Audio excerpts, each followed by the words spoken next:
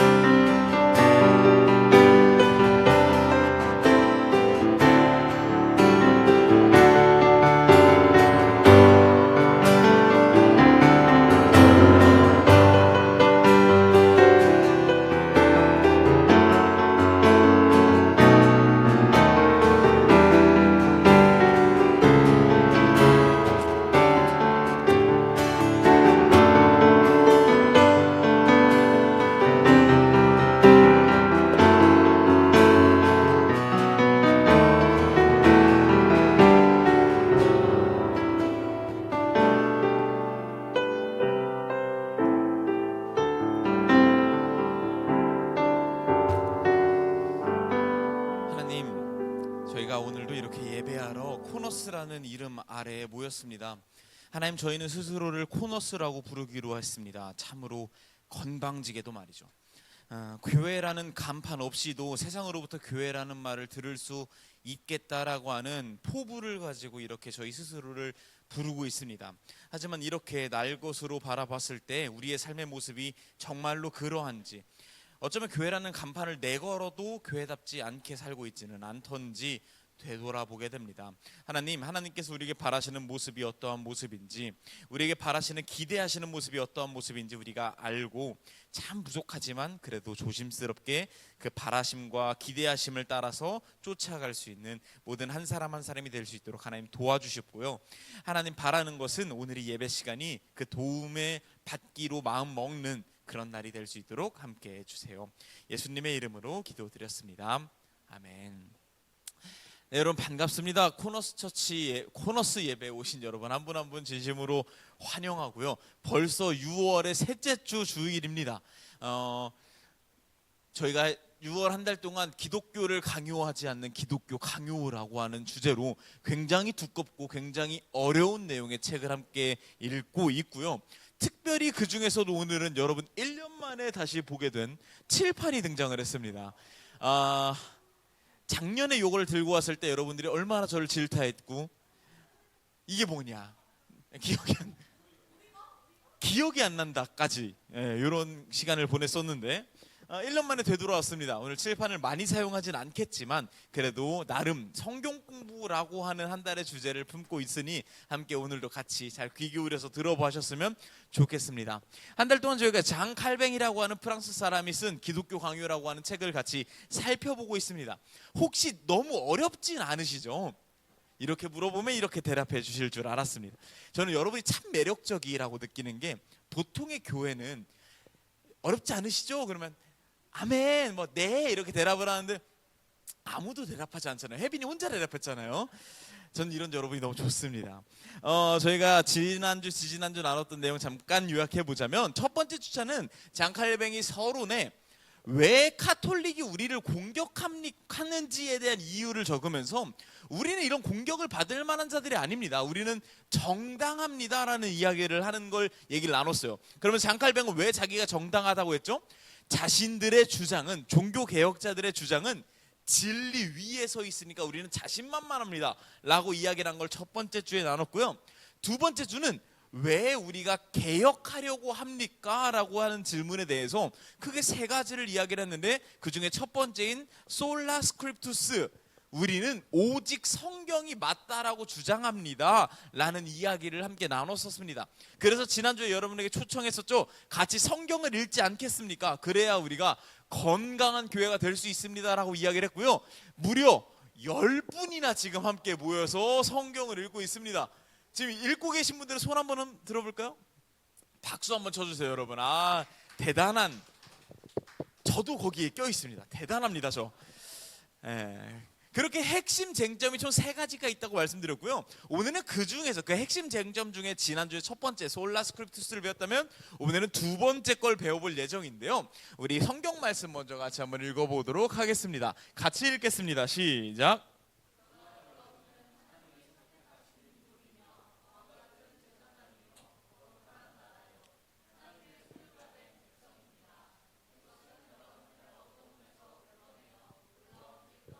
들어가게 하신 하나님을 널리 찬양하도록 하기 위한 것입니다. 본문을 한 번 더 눈으로 살짝 살펴봐 주시고요. 잘 보셨으면 이게 오늘의 설교 내용의 전부입니다. 매우 심플합니다. 종교 개혁자들이 주장했던 핵심 쟁점 중에 두 번째 뭐가 있냐면, 만인 제사장, 모든 사람이 제사장이라는 겁니다. 성경에 쓰여 있듯이요, 하나님이 선택하신 민족이며 왕 같은 제사장이다라고 말한 것을 필두로 삼아서 모든 사람이 제사장입니다라고 이야기를 합니다. 아주 심플한 이야기죠. 근데 왜 이게 핵심 쟁점이었냐면, 당시 로마 카톨릭은 절대 그렇게 생각하지 않았거든요. 누구만 제사장이냐면 일반 성도들은 절대 거기 축에 낄 수가 없고 사제들만 제사장이라고 생각을 했었어요. 구약 성경에 보면은 모든 사람이 제사장이 아니잖아요. 구약 성경의 일부 백성들이 제사장이었잖아요.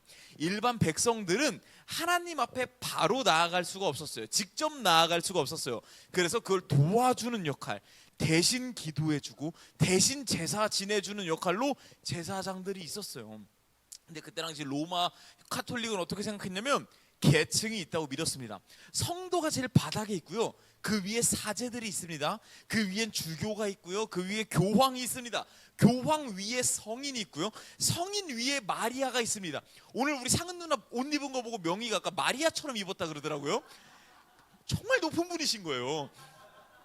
마리아 위에 예수님이 계시고요, 예수님 위에 하나님이 계셨던 겁니다. 그래서 성도들은 어디를 감히 하나님께 직접 기도를 해? 통해서 해야지. 왜 우리 군대 문화 보면은 왜 직접 상관에 보고하지 말고 중간 역할 보고하라고 하잖아요. 중간 보고하라고 하잖아요. 똑같은 거예요. 성도들은 영적인 흑수저 오브 흑수저 취급을 받았던 겁니다. 그래서 기도조차 직접 할 수 없는 역할이었고요. 속상한 일이 있을 때, 고민이 있을 때, 눈물이 날 때, 하나님께 따지고 싶고 분노가 날 때도 하나님께 직접 얘기할 수가 없었어요. 기도할 수도 없는 자들이었어요. 그래서 어떻게 해요? 대신 기도 좀 해주십시오라고 해서 사제들에게 찾아갔습니다. 우린 이걸 뭐라고 알고 있죠? 고해성사라고 하는 일이 그래서 있었던 겁니다. 그러나 장 칼뱅을 포함한 종교 개혁자들은요, 그리고 그로부터 파생된 저와 여러분이 속해 있는 기독교는요, 그렇게 생각하지 않는다는 거예요. 우리 모두가 제사장이라는 겁니다. 왜요? 성경을 보니까 그렇더라는 겁니다. 아, 그렇구나. 성경을 보니까 그렇구나. 어쩐지 좀 전에 읽었던 베드로전서 말씀만 봐도요, 아, 왕 같은 제사장이래. 그래, 이 말이 맞구나. 근데 이걸 가지고 싸우기에는 수천 년 동안, 1000년 넘게 그걸 사제들이 제사장이야 라고 주장했던 로마 카톨릭과 싸우기에는 고작 한 구절 가지고 싸우기에는 뭔가 논리가 부족했다. 하지만 종교 개혁자들은요, 이 한 구절 가지고 우리가 모두가 제사장입니다라고 이야기를 한 게 아니라 성경 전체가 우리가 제사장이라는 걸 요구하고 요청하고 있다, 말하고 있다라고 말하더라고요. 오늘의 이야기는 여기 있습니다. 바로 성경 전체가 어떻게 우리 모두가 제사장이라고 이야기를 하는지를 지금부터 10분 내로 설명드리도록 하겠습니다. 여러분, 어디 가서 성경 전체를 10분 내로 설명해 줄 수 있다라고 하는 데는 저기 신천지 같은 데밖에 없거든요. 근데 거기는 이제 뭐 이렇게 좋지 않은 곳이잖아요. 선한 곳이 아니잖아요. 제가 그걸 해내도록 하겠습니다. 여러분 대단한 교회 다니시는 거예요. 죄송합니다. 일단은 여기서 핵심 주제를 딱 잡고 갈 건 뭐냐면, 제사장은요 어디에 있죠? 성소에 거하면서 하나님의 일을 합니다. 성소, 거룩할 성자에 장소할 때 소자입니다. 그럼 성소를 뭐라고 말할 수 있죠? 거룩한 장소라고 말할 수 있죠. 와, 여기까지 이해하셨으면 다 이해하신 거예요. 거룩한 곳은 성경에서 어디를 의미하냐면 하나님이 계신 곳을 의미합니다. 그러면서 제사장들은 하나님이 계신 곳에서 일하면서 일반 백성들은 거룩하지 않기 때문에 하나님께 직접 나아올 수 없어서 거기서 중간다리 역할을 하는 거예요. 연결될 수 없는 백성과 하나님 사이를 연결해 주는 겁니다. 대신 전달해 주는 겁니다. 가교 역할을 하고 있는 겁니다. 이게 제사장입니다. 이걸 가지고 우리가 한번 이야기를 가지고 가볼 건데요, 성경에 제사장은 언제 처음 등장할까요? 이거 맞추면 제가 선물을 드려볼까요? 성경의 제사장 언제 처음 등장할까요?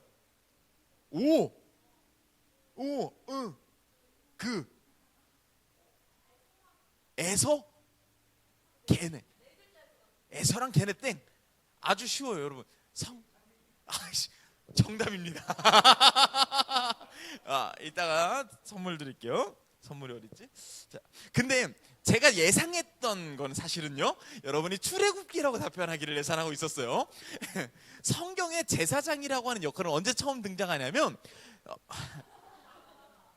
센스가 있어요. 확실히 사회생활을 시작하니까 센스가 생겼어요. 출애굽기에 제사장이라고 하는 직분이 등장하기 시작을 합니다. 근데 사실 창세기에 멜기세덱이라고 하는 사람이 등장하긴 했으나 본격적으로 백성들 중에서 제사장이 세워진 건 출애굽기였는데요. 저는 여러분이 이렇게 대답할 줄 알았어요. 근데 사실은 제사장의 역할은 어디서부터 등장을 하냐면 성경의 맨 처음 에덴 동산에서부터 등장을 합니다. 제가 에덴 동산을 한번 그려볼게요. 동산입니다. 대단하죠? 여기에 어떤 사람이 세워졌죠? 아담과 하와가 세워졌습니다. 이거 하려고 칠판을 가져온 거예요, 여러분. 그런데 성경은 의도적으로 이때 안 해도 될 말들을 굉장히 많이 합니다. 창세기 2장 10절에 보면요, 어떤 내용이 나오냐면 여기서 물줄기가 흘러서 온 세상을 적셔준대요. 그런 내용이 나오는구나. 이게 또 어디에 나오냐면 여기에만 등장하는 게 아니라 창세기 2장 10절에 나오는 이 얘기를요, 시편 46편에 뭐라고 말하냐면 성소로부터 흘러나온 물이 온 세상을 적신다라고 이야기를 하고 있고요. 에스겔, 이게 시편이죠. 에스겔 47장에 어떤 내용이 나오냐면 성전으로부터 물이 나와서 온 동네를 적시게 됐다라고 이야기를 하고 있어요. 어쩌면 이거는 성소와 성전이 하는 역할을 에덴 동산 때부터 하려고 했다라는 걸 의미하는 것은 아닐까라는 생각이 듭니다. 창세기 2장 11절에는 어떤 내용이 나오냐면 에덴 동산에 금은 보화가 가득했다라고 나와 있어요. 이거 굉장히 우리가 읽기 쉽게 금은 보화라고 나와 있는데요. 근데 성경에만 등장하는 보석이 여기에 등장합니다. 히브리어로 적혀 있는데 베델리엄이라고 나오고요, 오마노라고 나옵니다. 적을 필요 없어요. 절대 중요하지 않습니다. 근데 베델리엄, 오마노라고 하는 보석이 여기에 가득하다고 얘기하고 있어요. 반짝반짝, 반짝반짝. 그런데 똑같은 단어가 어디에 또 등장하냐면 하나님께서 출애굽기 25장에 성막은 이렇게 지어야 돼 라고 가르쳐 주실 때 그때 베델리엄과 오마노와 같은 황금으로 지어라 라고 이야기를 하고 있습니다. 어쩌면 에덴 동산에서 하는 역할이 하나님께서 성전과 성소 성막에서 하려고 했던 역할과 같다라고도 말할 수 있을 것 같아요. 여기에는요, 에덴 동산에 나무 두 그루가 특정되어 나오죠. 어떤 나무였는지 기억나시나요, 여러분? 약간 너무 어렵지 않죠? 이거 약간 주일학교 같죠? 감사해요. 나무가 두 그루 있습니다. 나무도 잘 그리죠? 첫 번째 나무는 어떤 나무였죠, 여러분? 생명을 주는 나무가 있다고 했습니다. 그리고 두 번째 나무는요, 선악과를 맺는 나무가 있다라고 했습니다. 그런데요, 하나님께서 성전을 지으라고 할 때도 거기에 나무를 가지고 짓는 게 딱 두 가지가 나옵니다. 첫 번째는요, 화목제입니다. 하나님과 내가 멀어졌을 때, 그래서 내가 생명으로부터 멀어졌을 때 화목제를 통해서 다시 하나님과 가까워질 수 있게 됩니다. 어쩌면 우리에게 생명을 주시는 하나님의 사랑이 여기에 등장하고 있는 것은 아닐까라는 생각이 듭니다. 그리고 성전 안으로 쭉 들어가면 가장 깊은 곳에 지성소라는 곳에 언약궤가 있습니다. 십계명을 담고 있는 곳이고요, 여기에는 제사장이 아닌 사람이 들어가면 죽게 됩니다. 거룩하지 않기 때문에.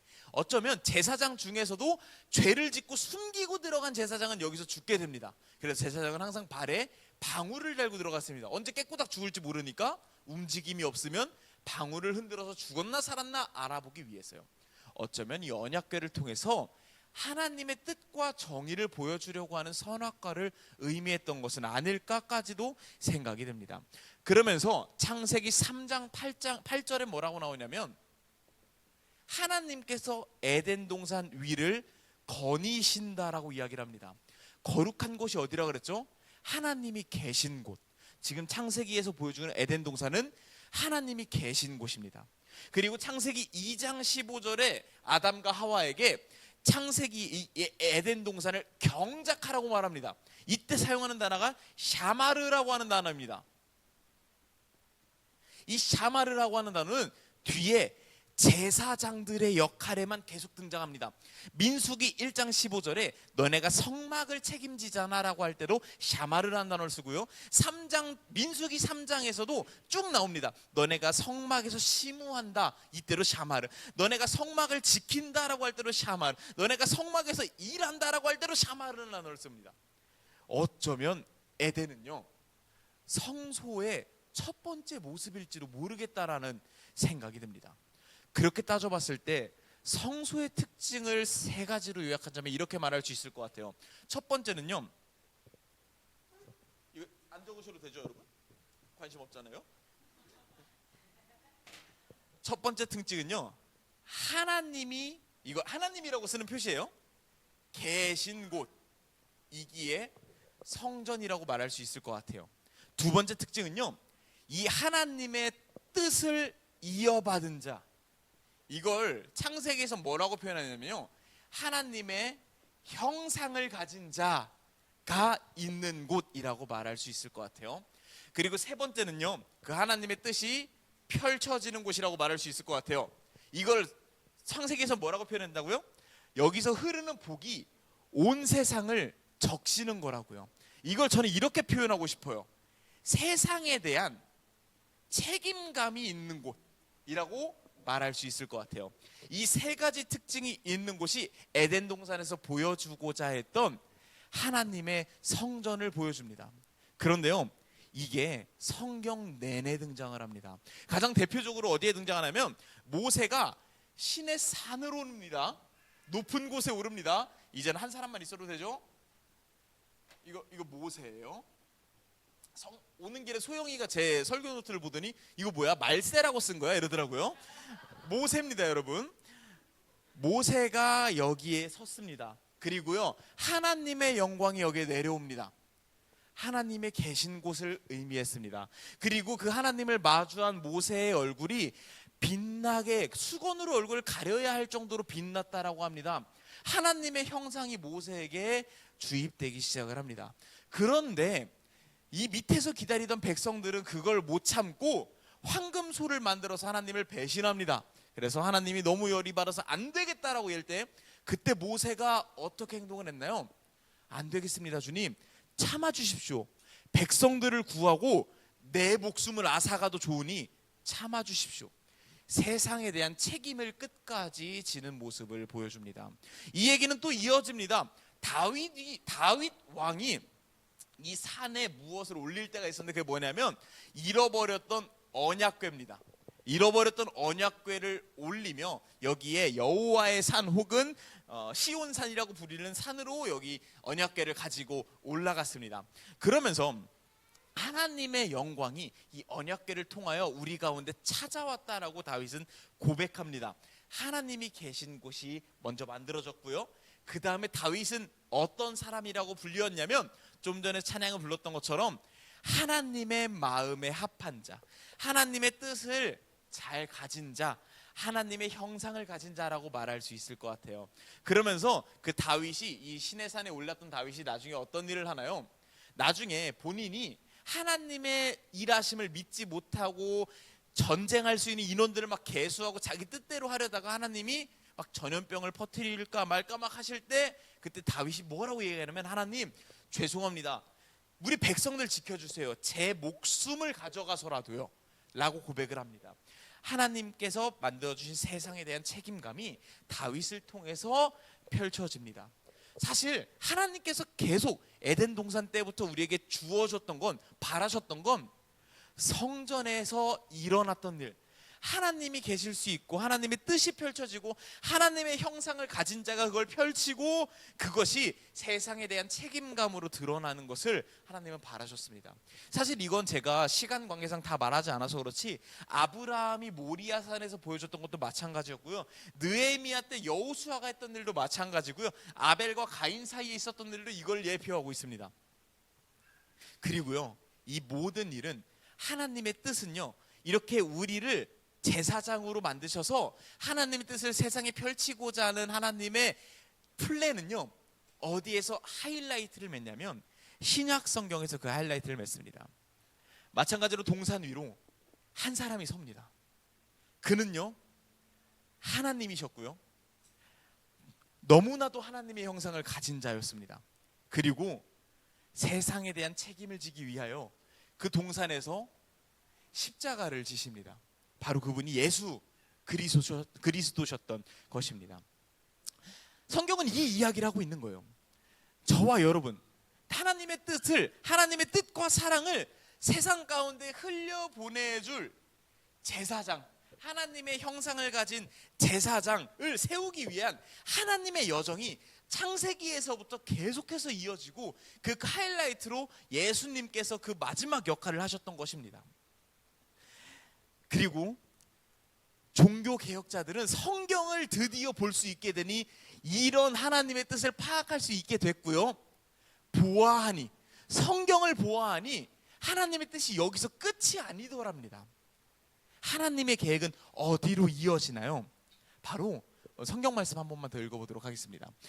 마태복음인데요, 같이 한번 읽겠습니다. 마태복음 16장 말씀입니다. 시작. 너희는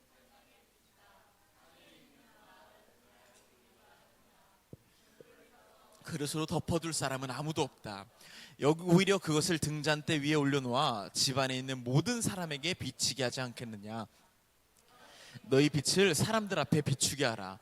그래서 사람들이 너희 착한 행실을 보고 하늘에 계신 너희 아버지를 찬양하게 하라. 이 계획은 어디로 이어지냐면, 여기서 너희라고 지칭하고 있는 교회 혹은 저와 여러분에게까지 이어집니다. 어디에 두셨다고요? 산 위에 마을을 두셨다라고 이야기를 합니다. 빛을 등잔대 위에 올려두었다라고 합니다. 여기로부터 하나님의 뜻이 내려와야 한다라고 이야기를 하고 있습니다. 말씀 한 구절만 더 같이 읽어보면 사도행전 말씀인데요, 같이 한번 읽겠습니다. 저와 여러분이 번갈아 읽을게요. 저 먼저 읽겠습니다. 오순절이 되자 그들은 모두 한 곳에 모였다.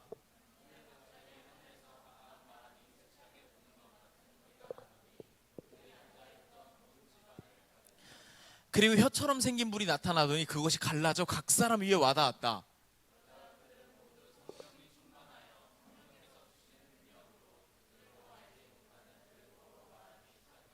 교회의 시작이 되는 장면입니다. 여기까지 모든 내용을 종합했을 때 교회는 어떤 곳이라고 말할 수 있나요? 성령님이 개개인에게 와 있는 상태를 의미합니다. 하나님이 계신 곳을 의미합니다. 성령님이 우리 안에 계셔서 우리는 어떻게 빚어지나요? 하나님의 뜻을 품은 하나님의 형상으로 빚어집니다. 그럼 우리가 이제 해야 될 일은 무엇일까요?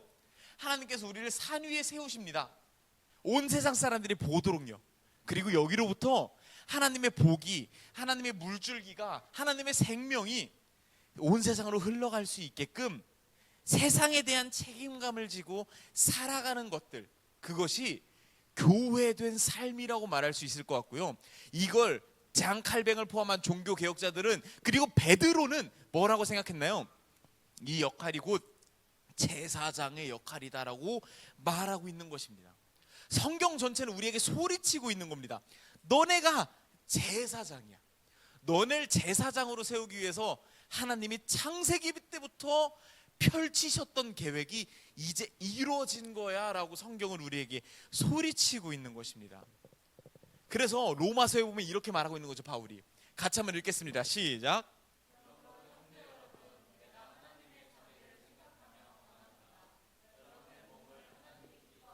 거룩한 산 제물로 드리십시오. 이것은 여러분이 드릴 영적 예배입니다. 우리가 해야 될 예배가 뭐라고 말하고 있나요?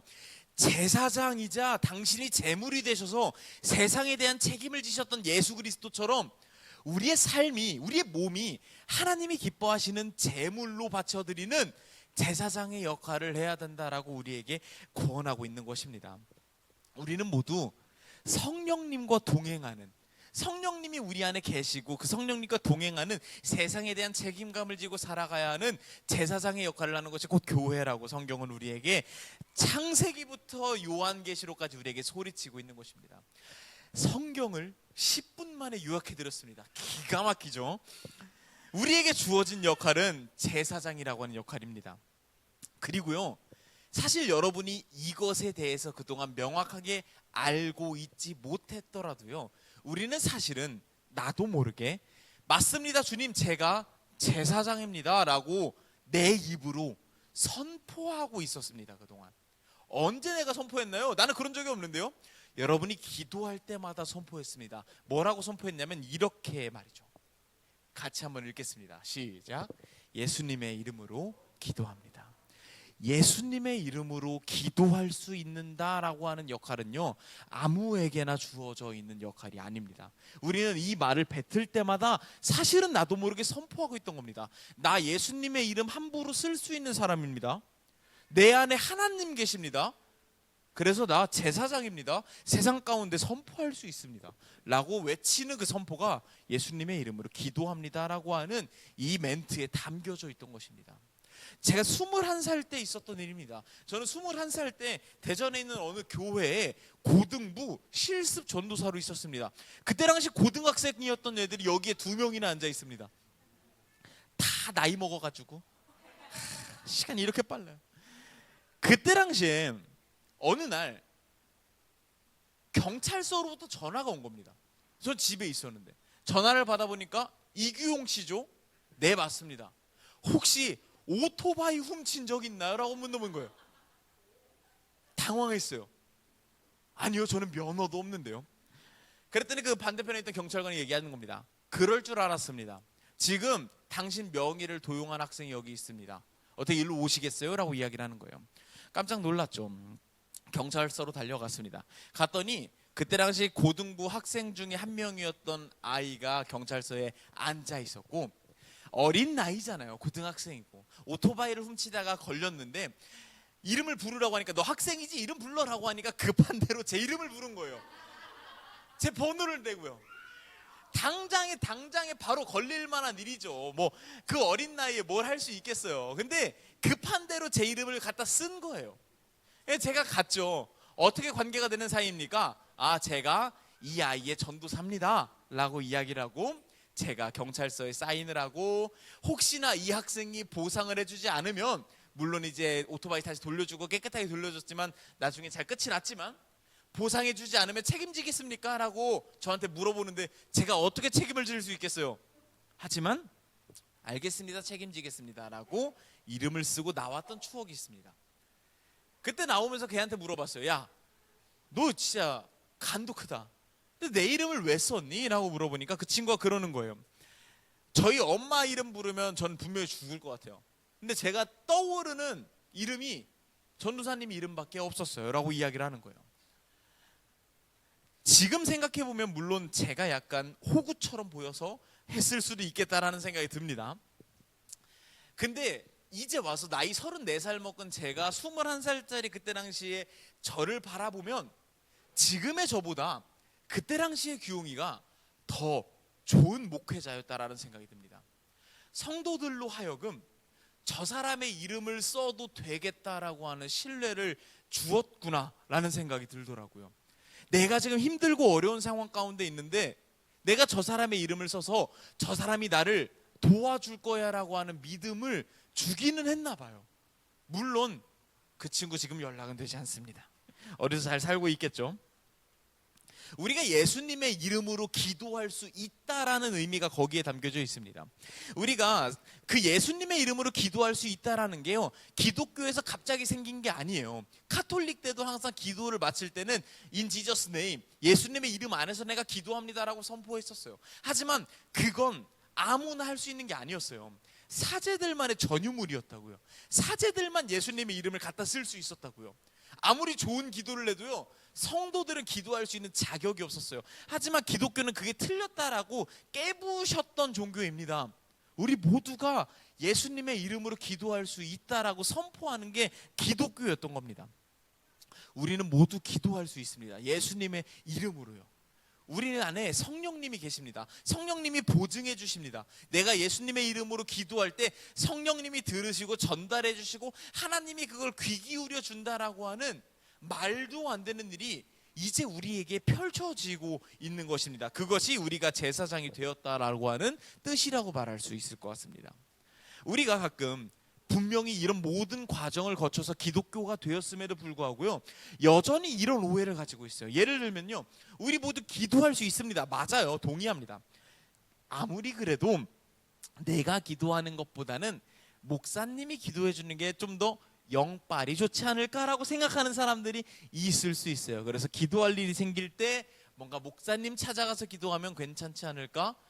그리고 기왕이면 이규용이가 기도해 주는 것보다는 상은 누나가 기도해 주는 게 좀 더 영빨이 좋지 않을까라고 생각을 할 수도 있을 것 같아요. 그리고 가급적이면 이런 변두리에 있는 목사들보다, 전도사 목사 사역자들보다 유명한 목사님, 큰 교회 목사님, 소위 큰 목사님이라고 부르는 사람들이 안수해주고 기도해주면 훨씬 더 영적으로 어떤 능력이 있진 않을까라고 생각하고들 있어요. 우리는 이렇게 만약에 우리가 생각한다면 종교 개혁자들에게 두드려 맞을 소리를 하고 있는 겁니다. 종교 개혁자들은 그런 영적인 순서 없다고, 누가 더 높고 낮은 거 하나님 앞에서 없다고 목숨 걸고 싸워서 지켜낸 게 오늘의 기독교인 겁니다. 우리 모두가 예수님의 이름으로 기도할 수 있다라고 선포할 수 있게 만든 것이 종교 개혁자들의 애씀이었습니다. 아무리 봐도요, 하나님이 나를 지켜주신다는, 하나님이 나를 그 누구와 차별을 두지 않고 내 기도를 들어주신다라고 하는 선포가 여기에 담겨져 있는 것입니다. 그리고 또 한 가지 우리가 오해하고 있는 것이 있습니다. 기도에 관련해서요. 그게 뭐냐면, 우리 모두 제사장 맞아, 하나님께 기도할 수 있지. 그런데 제가 예전에 어느 부서를 담당할 때가 있었어요. 초등부를 담당할 때가 있었는데, 그 초등부에 학년장님이 계셨고, 그리고 그 밑에 교사들이 있었어요. 근데 어느 날 이 학년장 밑에 있는 교사 선생님이 저한테 연락을 하는 겁니다. 전도사님, 우리 학년장님 좀 어떻게 해주세요.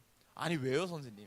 아니, 영혼에 대해서 책임감이 없어요. 학년장이면 그 밑에 있는 선생님들한테 신방도 하고 연락도 하고 어떤 영혼에 대한 책임감을 가지고 살아야 되는 거 아닙니까? 라고 이야기를 하는 거예요. 그때 제가 나이가 어렸어요. 우리 은별이랑 같이 사역할 때였는데 나이가 어렸어요. 굉장히 치기가 있었어요. 그래서 그 선생님한테 얘기했어요. 아닌데요? 라고 이야기를 했어요. 그랬더니 그 선생님이 그러는 겁니다. 전도사님이 그렇게 하면 안 되죠. 전도사님은 우리 부서 전체에 대한 영적인 책임감이 있는 분이잖아요. 그래서 대답했습니다. 아닌데요? 아니에요, 여러분. 가끔 여러분의 소그룹 리더가 있죠. 우리 소그룹 리더는 다른 소그룹 리더에 비해서 날 별로 챙기지도 않아. 연락도 안 해. 나에 대한 책임감이 없나 봐라고 생각할 수 있죠. 여러분, 아니에요. 교회가 교회의 필요에 의하여 목회자들이 세워지고 소그룹 리더가 세워지고 역할들이 세워질 수 있어요. 그런데 우리가 오해하지 말아야 하는 중요한 포인트 중에 하나는요, 영혼에 대한 책임감은 모든 사람이 가지고 있는 거예요. 그게 제사장의 역할이라는 겁니다. 아까도 이야기 드렸죠. 제사장은 자기를 위해 기도하는 게 아니라 백성들을 위해서 대신 기도해 주는 역할이에요. 영혼에 대한 책임감은 우리 모든 사람이 가지고 있는 겁니다. 소그룹 리더는 소그룹을 리딩하는 사람이에요. 저 사람이 소그룹을 리딩하는데 버거워 보여요. 힘들어 보여요. 요즘 힘들진 않으세요? 라고 카톡 한 통 해봐야 하는 역할이 여러분에게 있다라는 거예요. 소그룹 리더도 힘들어 보이면 밥 한 끼 사줄 수 있는 게 여러분의 역할이라는 거예요. 목회자는 여기서 중요한 역할을 하고 있는 거 맞아요. 근데 힘들어 보이잖아요? 그러면 연락해 주세요. 저라는 영혼에 대한 책임감도 여러분에게 있는 겁니다. 우리는 서로가 서로를 책임지며 함께 제사장으로서 세워져 나가는 것이 바로 교회라고 하는 역할입니다. 우리는 모두 제사장입니다. 그래서 예수님의 이름으로 기도할 수 있는 사람들입니다. 세상에 대해서 책임질 수 있는 사람들입니다. 우리는 보통 사람들이 아닙니다. 하나님이 여기에 계신 자들입니다. 하나님의 뜻이 여기 안에 가득 있어서 하나님의 뜻대로 형상을 펼칠 수 있는 자들입니다. 그래서 세상을 향해서 선한 것이 하나님의 물줄기가 흘러갈 수 있도록 애써야 한다라고 하는 역할이 나에게 담겨져 있는 것입니다. 제가 이런 이야기를 할 때마다 여러분들은 이런 생각을 가끔 하세요. 그러면 교회가 역시 세상보다 우월한 건가? 말도 안 되는 소리요. 이따가 광고 시간에 이야기를 하겠지만요, 코너스가 지금 이사 가려고 애쓰고 있거든요. 30군데 연락을 하면요 20군데가 반대해요. 그 집주인들은 왜 반대하는 줄 아세요? 교회는 안 받아요 라고 이야기를 해요. 교회는요, 세상보다 우월한 존재가 아니라 세상보다 못난 존재가 되었어요. 그러면 뭐 어쩌라는 겁니까? 우리가 우월해졌으니 세상을 향해서 선한 것을 펼치라가 아니라요, 우리가 여전히 부족해도 세상을 향해서 계속해서 선한 것을 펼쳐야 하는 그런 애씀이 있어야 하는 공동체가 바로 교회라는 겁니다. 우린 여전히 부족할 거예요. 계속 실패하겠죠. 성경 읽기 이번에 2주예요. 여러분이 2주를 채울 수 있을까요? 글쎄요. 우리는 실패할 수도 있어요. 그럼에도 불구하고 계속 도전하는 것, 부족해도 계속 하나님의 뜻을 펼치는 것, 그 힘이 어디서 나나요? 내 안에 계신 성령님으로부터 나오는 힘, 내가 예수님의 이름으로 기도할 때 나오는 힘으로 세상을 향해서 계속해서 선한 것을 펼치기 위해서 애쓰는 곳이 바로 교회라는 곳입니다. 그래서 지난주에는 여러분과 함께 성경을 읽고 싶다라고 이야기를 하며 설교를 마쳤습니다. 오늘은요, 이렇게 설교를 마치려고 합니다. 야, 왜 안 바꿨어요?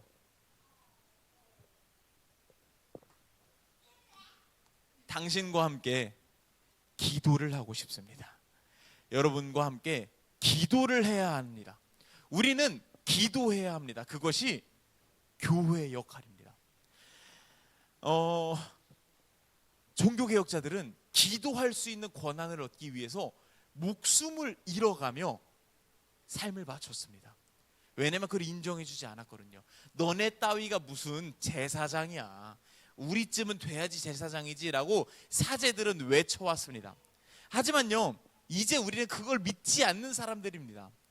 우리 모두는 기도할 수 있는 자들이라고 외치는 것이 성경이 말하는 것이고요, 우리가 할 수 있는 것이고요, 그것이 하나님이 계신 곳인, 하나님의 형상을 가진 우리가 세상에 대한 책임감을 가지고 해야 할 일입니다. 당신과 함께 기도하고 싶습니다. 코너스에서 처음으로 중보기도 팀을 만들려고 합니다. 연락 주시면 단체 카톡방을 만들 거고요, 교회에 기도 제목이 생길 때마다 함께 기도하는, 혹은 세상을 향해서 기도해야 될 일이 생길 때마다 함께 마음 모아 기도하는 그런 모임이 돼보려고 합니다. 관심 있으신 분들은 연락 주셨으면 좋겠습니다. 함께 이 시간에 같이 기도하고서 오늘 예배를 순서를 마치려고 합니다. 같이 기도하실 때 일단 여러분 이거 먼저 생각해 보셨으면 좋겠어요. 여러분이 쥐고 있는 볼펜으로 여러분이 가지고 있는 주보에 몇 글자 끄적일 수 있는 거, 이거 종교개혁 이전에는 상상도 할 수 없었던, 너네가 감히 무슨 기도야 라고 핀잔 들었어야 했던 영광스러운 일입니다. 하나님, 기도할 수 있게 해주셔서 감사합니다라는 이야기를 함께 드렸으면 좋겠고요, 그러면서 이렇게 하나님께 여쭤봤으면 좋겠어요. 하나님, 내가 나를 위한 기도거리도 진짜 많거든요. 근데 그런 나에게 이런 중요한 역할을 맡기셨잖아요. 나보고 성전이라며, 나보고 제사장이라며, 하나님이 계신 곳이라며, 하나님의 형상이 있는 곳이라며, 세상에 대한 책임감이 있는 곳이라며, 그러면 나 무슨 기도해야 됩니까? 내 주변에 힘들어하고 있는 자가 혹시 있나요? 하나님이 나에게 자꾸만 눈에 띄게 하는, 가슴 아프게 하는 누군가가 있나요? 손 내밀어줘야 될 것 같은 누군가가 있나요? 하나님 알려주세요. 나는 부족해서 눈에 보이지 않아요. 하나님 알려주세요. 나는 연약해서 그게 잘 보이지 않아요. 하지만 하나님께서, 나와 함께 계신 하나님께서 알려주시면 나 할 수 있습니다 라고 같이 기도할 수 있었으면 좋겠고요, 오늘만큼은 그 적는 기도의 끝자락에 꼭 오늘의 문구를 적어봤으면 좋겠습니다. 하나님, 영광스러운 이 멘트 내가 합니다. 예수님의 이름으로 기도합니다 라고 하는 이 영광스러운 멘트로 오늘의 적는 기도를 마무리할 수 있었으면 좋겠습니다. 함께 같이 감사한 마음으로 기도할 수 있었으면 좋겠습니다.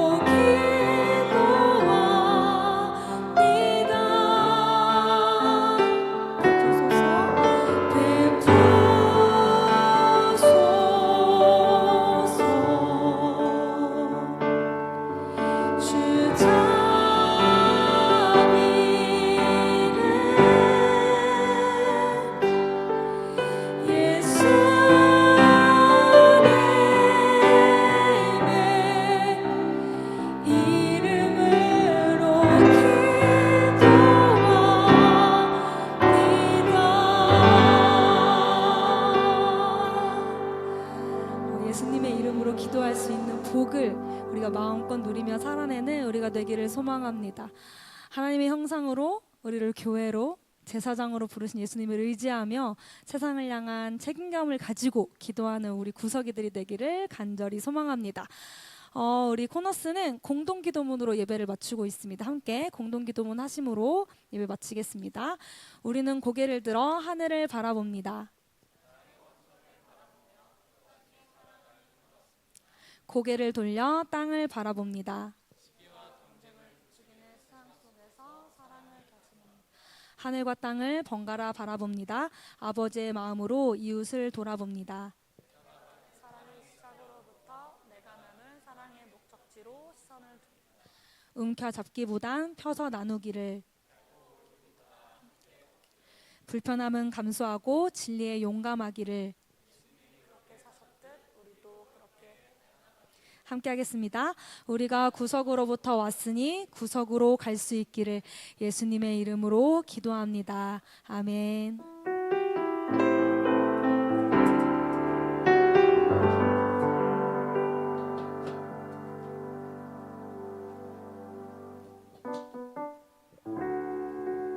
네, 광고 시간입니다. 저희 이건 코너스의 가치들 한번 싹 읊고 볼게요. 네, 저희는 하나님으로부터 와서 구석에서부터 다시 구석으로 또다시 나아가는 사랑의 선순환을 바라고 있고요. 그리고 누군가 우리를 교회로 불러줬으면 좋겠는 마음을 담아서 코너스 처치라고 안 하고 저스트 코너스라고만 이름을 붙이려고 하고 있고, 조금 더 구석에 있는 분들을 만나기 위해서 저녁 5시에 이렇게 예배를 하고 있습니다.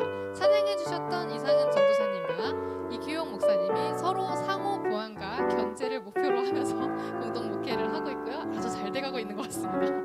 네, 그리고 수평 호칭 서로 부르고 있어요. 저희는 그래서 목사님, 전도사님 호칭 굳이 안 쓰기도 합니다. 왜냐하면 아까 들었듯이 우리는 모두 하나님 앞에서 똑같이 소중한 왕 같은 재성이기 때문이죠. 저희가 건강한 교회를 이뤄가도록 함께 기도해 주시고요. 추천은 이렇게 해주시고, 처음 오신 분은 방문 카드 작성해 주시면 너무 좋을 것 같아요. 이거는요, 등록 카드가 아니에요. 그래서 우리 교회가 어떠어떠하다 솔직한 의견 남겨주시면 너무너무 감사할 것 같습니다. 남겨주세요. 네, 저희 코너스 침례 파티, 리본 파티 있습니다. 여러분 모두 알고 계시죠? 네, 저희 일정 7월 6일 주일 4시에 풀빌라를 빌려서 여기서 함께 침례도 받고 열심히 풀파티 할 거, 혹시 아직도 킬박 안 해오신 분들은 꼭 해주시기를 바라겠습니다. 네, 다음 광고가 조금 길 것 같아요. 중요한 사안이죠. 제가 지난주에 잠깐 코너스가 6월 말에서 7월 초에 아마 이사를 할 수도 있다라는 예고편을 던져드린 적이 있어요. 이 과정을 조금 여러분들이랑 디테일하게 나누면 좋을 것 같아서 한번 얘기를 해보려고 합니다. 약간 스무스한 BGM으로 바꿔주세요. 너무 좋아요. 네. 저희 코너스가 이사를 가려는 몇 가지 이유가 있습니다. 이유가 또 중요하죠. 저희가 이 공간에서 2년 정도 있어봤어요. 2번의 여름과 2번의 겨울, 봄, 가을을 나봤는데요. 그 결과 여름엔 너무 심각하게 덥고 겨울에는 죽을 만큼 춥다는 것을 이제 알게 되었습니다. 저희가 어른들만 있을 때는 굉장히 괜찮았어요. 근데 이제 추위와 더위에 너무나 취약한 아이들도 생기고 또 다른 아이들도 올 수 있다는 생각에 이게 좀 쉽지 않겠다라는 생각이 들었어요. 저희가 여름에 장마가 오면 막 오는 길이 다 잠기기도 하고 여기 막 물이 새기도 하고 많은 일이 있었거든요. 조금 더 한 번 더 여름을 나기가 쉽지 않겠다는 생각이 들었고요. 두 번째로 저희 아이들을 위한 공간이 필요하겠다는 생각이 들었습니다. 하루와 애단위가 있죠. 그러나 불시에 또 다른 어떤 아기가 왔을 때 제가 아기 엄마잖아요. 코너스에 왔을 때 과연 마음 편하게 예배를 드릴 수 있을 것인가, 그리고 우리 아이들도 아이들의 예배를 드릴 수 있을 것인가에 대한 의문이 들더라고요. 그래서 저희 리더진이 고민 끝에 이사를 하면 어떨까 하는 생각을 하게 되었고 열심히 찾아보고 있습니다. 그런데 아까 규영 목사님께서 설교 중에 말씀하셨던 것처럼 저희가 매물을 정말 열심히 찾아봤어요. 대전에 여기 어느 정도 근처에 있는 매물들은 다 부동산에서 다 물어보신 것 같아요. 그러나 3분의 2 정도의 매물은 아주 매몰차게 교회라서 안 된다고 굉장히 매몰차고 떨떠름한 거절을 많이 받았고요. 이게 교회가 처한 현실인가 이런 생각이 조금 들었어요. 그리고 나머지 남아있는 매물을 보여주셨어요. 네, 남아있는 매물을 보여주셨는데요. 저희가 그 여러분에게 설문조사도 했고 막 했잖아요. 그 조건에 맞는 최대한 맞는 걸 찾고 싶었어요. 플러스 여러분의 의견 플러스 코너스에 언젠가 올 수 있는 조금 더 구석에 있는 분들이 오기 편한 좀 그런 공간이 있으면 좋겠다고 생각했는데 100% 맞는 공간이 나오기는 참 어려운 것 같다는 생각이 많이 들었습니다. 제 안 믿는 친구가 이런 말을 하더라고요. 명희야, 부동산은 하늘이 내려주는 거야. 이런 말을 하더라고요. 저는 그 말에 100% 동의하지는 않지만 우리 코너스가 찾아보는 매물과 부동산이 정말 주님께 간절히 의지하게 되는 마음이 드는 건 참으로 사실인 것 같아요. 예, 지금만큼 간절하게 간구하게 되는 때가 없는 것 같습니다. 솔직히 말씀드려요. 참 어려워요. 그래서 저희가 이제 둔상동 끝자락에 있는 매물 하나 그리고 중리동에 있는 매물 하나를 이렇게 주되게 보고 있어요. 네, 여기보다 조금 더 넓고 조금 더 쾌적하고 아이들을 위한 공간을 세울 수 있는 조건으로 해서 보고 있는데 지혜가 필요합니다. 이 둔산동에 있는 쪽도 중리동에 있는 쪽도 지하철과는 약간 조금 거리가 있거든요. 그래서 만약 가게 되더라도 우리가 조금 차편이 어려운 친구들을 위한 지혜가 필요하게 될 수도 있고요. 이사를 가게 되더라도 혹은 제3의 어떤 좋은 안이 나오지 않을까 이렇게 기적을 바라는 마음으로 기도하면서 매물을 찾고 있습니다. 무엇보다 함께 요청드리는 것은 함께 기도해 주셨으면 좋겠어요. 저희가 이사를 잘하고 매물도 잘 찾고 그리고 우리 이사를 하면서 동시에 무엇보다 중요한 코너스가 처음에 이 공간으로 이사를 왔을 때 가지고 있었던 소망과 마음을 잃지 않고 계속 그 모멘텀을 이어가는 이사를 할 수 있었으면 좋겠다 이런 생각이 듭니다. 여러분 진심으로 생각이 난다면 꼭 기도해 주시면 너무너무 감사하게 꼭 가끔 관심 가지고 여쭤봐 주셔도 언제나 대한영이다 이런 말씀을 드리도록 하겠습니다. 네, 넘겨주세요. 다음 주에 만나요. 소그룹표 보여주세요. 예. 네. 여기에 계시지 않는 분들은 자유롭게 돌아다니실 수 있는 기간인 거예요. 주변에 요청해 주시면 되겠습니다. 안녕.